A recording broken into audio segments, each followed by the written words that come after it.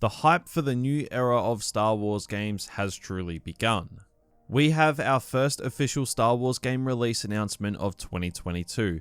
LEGO Star Wars The Skywalker Saga has officially been revealed by Lucasfilm Games and Warner Brothers, and the hype surrounding this game has been going on for years now. It's been delayed multiple times, but we actually have an exact release date, a bunch of deep dives into the gameplay, the content, all of that good stuff. Now, I know some of you aren't really into this game because it's a LEGO game, and believe me, I do understand that. I'm probably never going to be able to truly hype myself up for it like any other game because of that.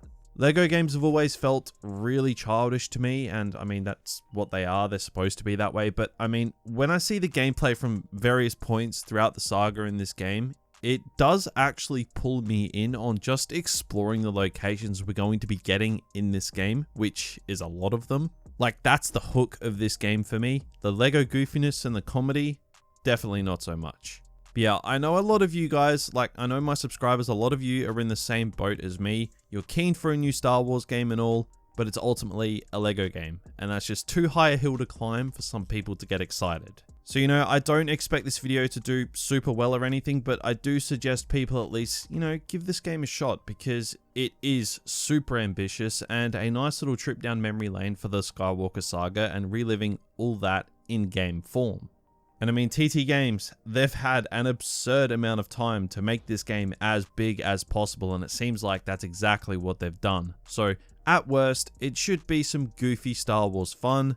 But if you do want to be kept up to date on all things Star Wars games, not just this, hit that subscribe button below, as 86.8% of you who watch these videos are not subscribed, which really makes me sad. So please subscribe. But now anyway, let's dive into it. There is so much to unpack here. So the rundown on how this game is going to work, basically, you can start in any era of Star Wars and jump into any movie that you want.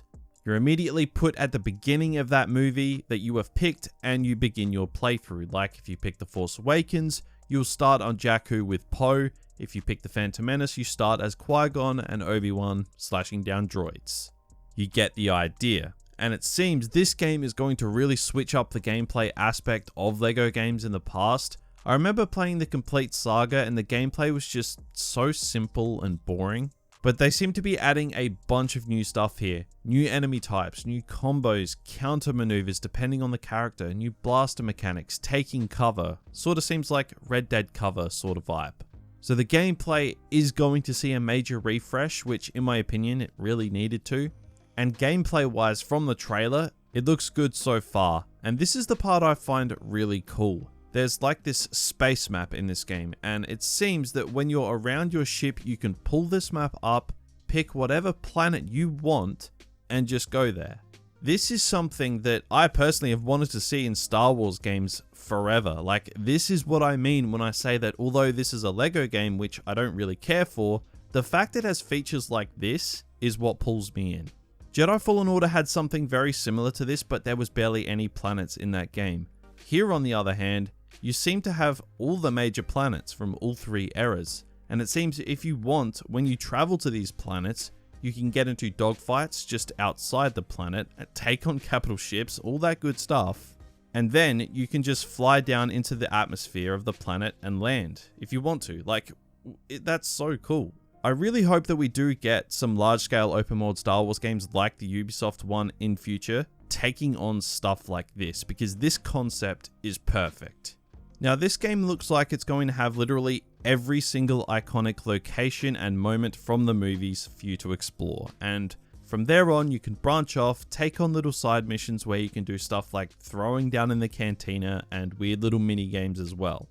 And it says that there is well over 300 characters that you can unlock and play as in this game, which is pretty nuts. Like, you can play as Jabba the Hutt on Naboo, which, I don't know, is really weird, but I like it. It's just freedom to do whatever you want in games like this, and that is never a bad thing. And it's also worth noting for purists that there is a mumble mode for this game, so if you don't want dialogue and want that same treatment as the old LEGO Star Wars games, then you can have that. I'm probably going to put the dialogue on, to be honest. Again, the childish aspects of LEGO games are what loses me, so instead of the mumbling, I'll probably just go dialogue personally. I'm probably in the minority there, but you know, it is what it is. Now, for all the digging that I did for this video, I can't seem to find much on the multiplayer and co-op aspect of this game. I wouldn't be surprised if this is the stuff that they're still fine-tuning from now until release, and probably won't be ready to fully showcase it all until then. But this game will have DLC and a deluxe edition. Now, the content that you're going to be getting from this deluxe edition includes a character pack, which includes characters from The Mandalorian Season 1 and 2, The Bad Batch, Rogue One, classic characters, Solo, and a Trooper pack. So there is a lot going on with this game. It is going to be huge. The hype online seems to be generating pretty quickly very positive reactions, which is good to see in what tends to be just a sea of negativity with Star Wars games. Now, do expect more details to surface on this game in the months to come, but it is nice knowing that there is actually a new Star Wars game coming out in a few months. It's been 84 years, and then shortly after the release of this game, we should be getting the reveal for Jedi Fallen Order sequel.